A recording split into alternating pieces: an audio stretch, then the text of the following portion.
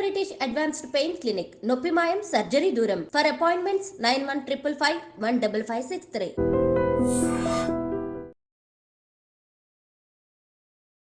నమస్కారం, welcome to I dream. ధర్మ మార్గం విత్ విజిత కార్యక్రమానికి స్వాగతం.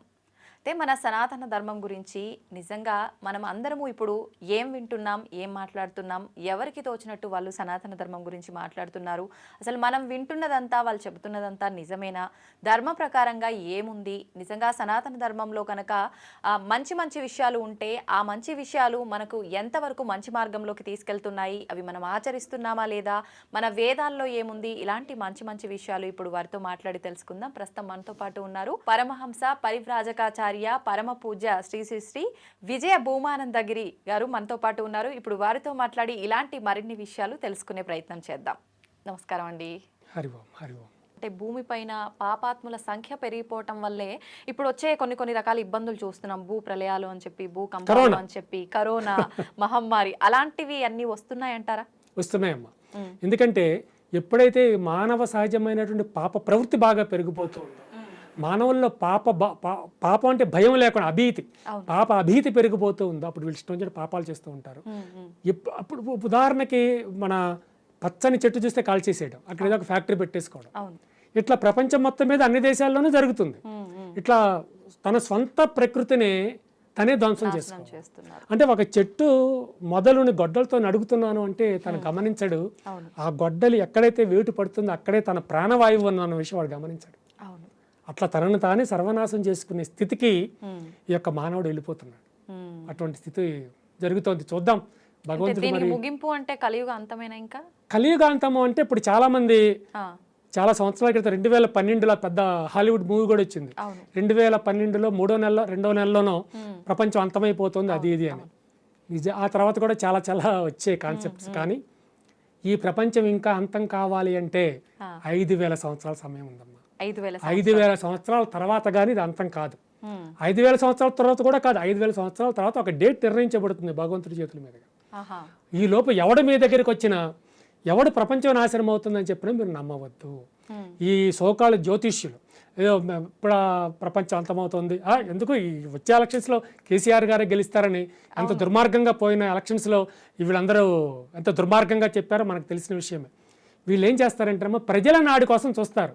ప్రజలు ఏమనుకుంటున్నారు, ఎవరికి ఓటేద్దాం అనుకుంటారు అన్న విషయాన్ని వీళ్ళు విని ఆ విధానంగా వీళ్ళు జ్యోతిష్యం చెప్తారమ్మా. అంతే తప్ప వీళ్ళ సొంతమేమీ కాదు. అంటే నలుగురి అభిప్రాయాలు తీసుకొని అందరూ ఎవరు చూసినా కేసీఆర్ అంటున్నారే, వాడే గెలవచ్చని, కేసీఆర్ గెలవబోతున్నాడని చెప్తారు వీళ్ళందరూ. మరి గెలవలేదే మరి. అదంతా ప్రజల నాడి అమ్మ. ఇదంతా ప్రజల నాడిని పట్టుకుని చేసే ఈ టక్కుటమార విద్యలు ఈ జ్యోతిష్యం చెప్పేవాళ్ళు చాలామంది. అందరూ జ్యోతిష్యులు అంటే అందరూ కోపం వస్తే కనుక చాలా మంది జ్యోతిష్యులు ఇట్లానే చెప్తారు. అంటే కోపం వస్తుందని కాదు, వాస్తవం చెప్పండి. వాస్తవం అదేనమ్మా. వాస్తవం అంటే చాలా మంది దొంగలే. దొంగలే, అబద్ధం చెప్తే అబద్ధాల మీద బ్రతుకుతూ ఉంటారు. వాళ్ళ బ్రతికే అబద్ధం. ఏదో చెప్తారు. ఇప్పుడు అప్పుడు మంచి క్లాస్గా తయారయ్యి మంచి విలువైనటువంటి బట్టలు వేసుకొచ్చిన వాళ్ళని అనుకోండి, ఏదో వీడేదో ధ్యానంలోకి వెళ్ళినట్టు, లేకపోతే జాతకం చూసి అబ్బో మీకు బ్రహ్మాండంగా ఉందమ్మా, మీరు మహా కోటీశ్వరులు, మీ పిల్లలందరూ అమెరికాయో రష్యాయో జపాన్ ఎటో వెళ్ళిపోయి చదువుతారు అది ఇది అంటే ఆవిడ ఇంకా ఆనందం అనిపిస్తుంది సహజంగానే.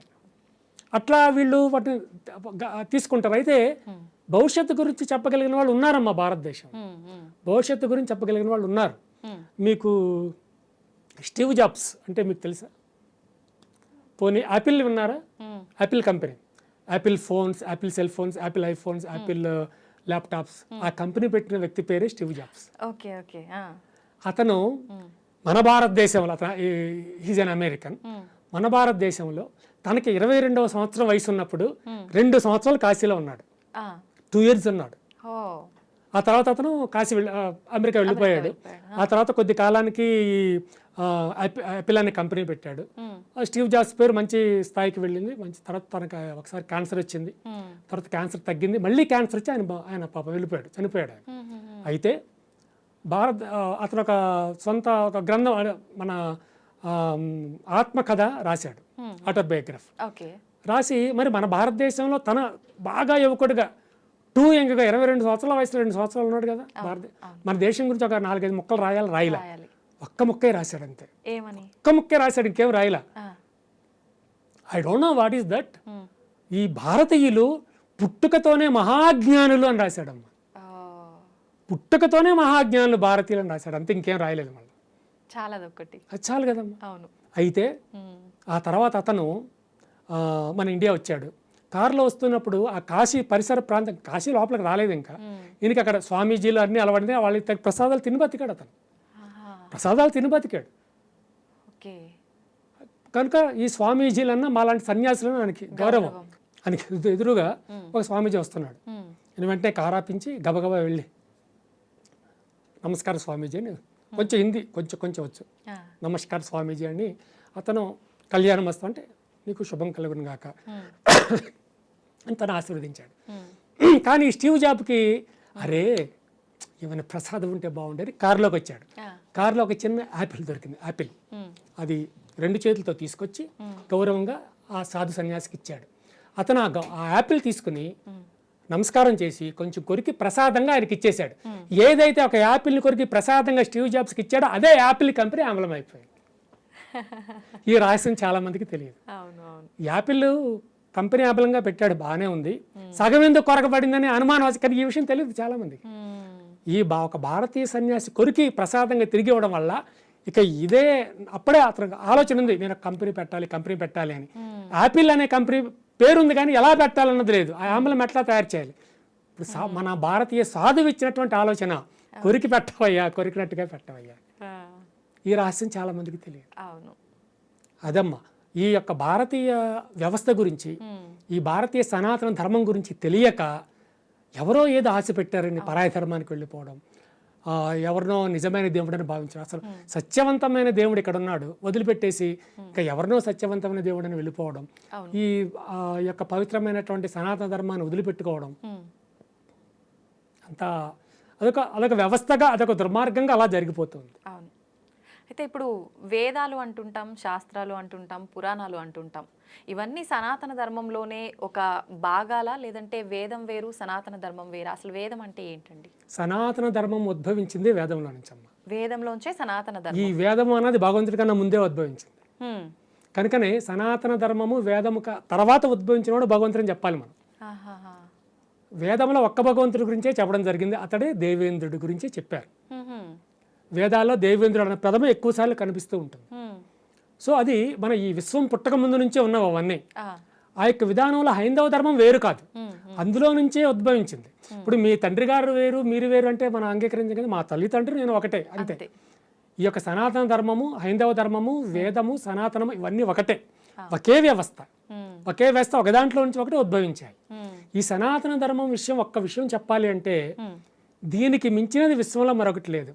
సనాతనము అంటే అత్యంత పురాతనమైనది, కానీ దీనికన్నా పెద్ద మతాలు 2 ఉన్నాయి ఆల్రెడీ. ఇప్పుడు ఉదాహరణకి క్రైస్తవ మతం తీసుకోండి, ప్రపంచంలో కల్లా పెద్ద మతం, అందులో అనుమానం లేదు. పెద్ద మతం అదే, అంటే ఎక్కువ అంతే, పాపులేషన్ ఎక్కువగా ఉన్నది క్రైస్తవ మతంలో. ఆ తర్వాత పెద్ద మతం ఏది ఉన్నది అంటే ఇస్లామిక్ మతం, అది సుమారు 50 నుంచి 60 దేశాల్లో ఉంది.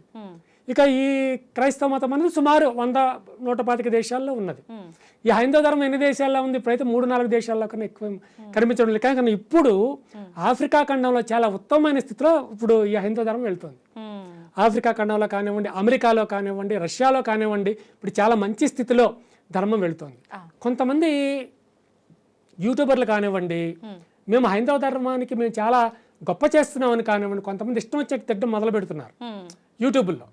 అంటే ఆ ధర్మం అట్లాగా, ఈ ధర్మం ఇట్లాగా అని. అలా తిట్టవలసిన పని లేదమ్మా, పరాయ ధర్మాన్ని మనం తిట్టకూడదు, తిట్టవలసిన అవసరం లేదు. వాళ్ళ ధర్మంలో వాళ్ళు వెళ్తున్నారు, నీది సనాతన ధర్మం అయినప్పుడు నీ సనాతన ధర్మం గురించి గొప్ప చెప్పుకో, అంతే తప్ప ఎదుటివాడిని ఎందుకు తిట్టాలి? ఇప్పుడు అమెరికాలో మన హైందవ ధర్మం గురించి మాట్లాడుతూ ఎదురు ధర్మాన్ని తిరిగి తిట్టేవాళ్ళు అక్కడ ఎవరు లేరు, మరి హైందవ ధర్మం ఎందుకు పైకి వస్తుంది? రష్యాలో కూడా హైందవ ధర్మం గురించి గొప్ప చెప్పేవాళ్ళు ఉన్నారు తప్ప ఎదురు ధర్మం గురించి క్రిస్టియానిటీ బాగా శక్తివంతమైంది.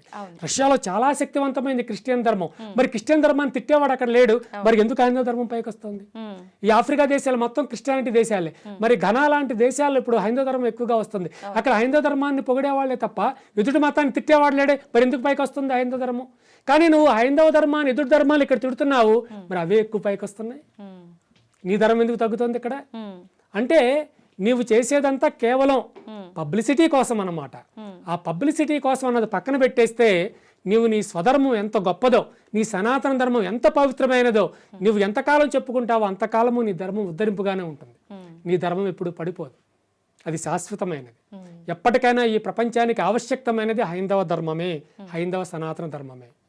నిజంగా మన సనాతన ధర్మం చాలా గొప్పది, వేదాలు చాలా గొప్పవి. అంటే సనాతన ధర్మం కన్నా ముందు నుంచి ఉన్నాయే వేదాలు, వేదాల నుంచే సనాతన ధర్మం వచ్చింది. ఓకే, నిజంగా ఈ విషయం చాలా మందికి. ఇంకొక విషయం, వేదాల గురించి మీరు అన్నారు కనుక, అవును, వేదాలలో ఒక చిన్న విషయం దగ్గర నుంచి అతి ఉత్తమమైన విషయం కూడా చెప్పబడింది. ఉదాహరణకి మీరు పళ్ళు ఎలా తోముకోవాలి, ఏ వైపు ముఖం పెట్టి తోమాలన్నది కూడా వేదంలో ఉంది. అలాగే ఆ గోవుకి పాలు ఎలా పిండాలి, గోవు ముఖాన్ని ఏ వైపు పెట్టి పాలు పిండాలన్న చిన్న విషయం గురించి కూడా వేదంలో ఉంది. అంటే మన నిత్య జీవితంలో ఏ రకంగా ఉండాలి, లేచిన దగ్గర నుంచి పడుకునే వరకు ప్రతి క్లియర్గా వేదం వల్ల it's clear. Okay, it's clear in Vedas. చాలా క్లియర్ గా ఉంది వేదం. గురువు నువ్వు ఎలా గౌరవించాలి, నీ తల్లిదండ్రులు ఎట్లా గౌరవించాలి, భగవంతుడికి ఎట్లా గౌరవం చేయాలి, అవన్నీ చాలా క్లియర్ గా ఉందమ్మా. మనం ఎవరి దగ్గర నుంచో నేర్చుకోవాల్సిన అవసరం లేదు, మన వేదంలోనే ఉంది. అయితే అవన్నీ ఆ వేదాలను అందరూ చదివే అవకాశం ఉండదు. కనుకనే భగవానుడు ఈ యొక్క భగవద్గీతను ప్రపంచానికి ఇచ్చేసాడు. ఓ, గీత చదివితే మనకు వేదాలు చదివినట్లే. వేదాలలో ఉన్నటువంటి మెయిన్ కాంటెంట్ అంతా భగవద్గీతలో ఉంది. భగవద్గీతను మనం ఫాలో అయితే వేదాన్ని ఫాలో అయినట్లే. ఓకే ఓకే, నిజంగా చాలా మంచి విషయాలు తెలియజేశారండి. వేదాలలో ఇంత మంచి విషయాలు ఉన్నాయి, అవి భగవద్గీత రూపంలో మనకు తెలియజేశారన్నారు. కానీ ప్రత్యేకించి వేదాల గురించే మీ మాటల ద్వారా మరొక మంచి ఎపిసోడ్లో మాట్లాడుకుందాం. ఇప్పటి వరకు ఇంత మంచి విషయాలు మాకు తెలియజేసినందుకు ధన్యవాదాలండి. శుభం శుభం భూయాత్.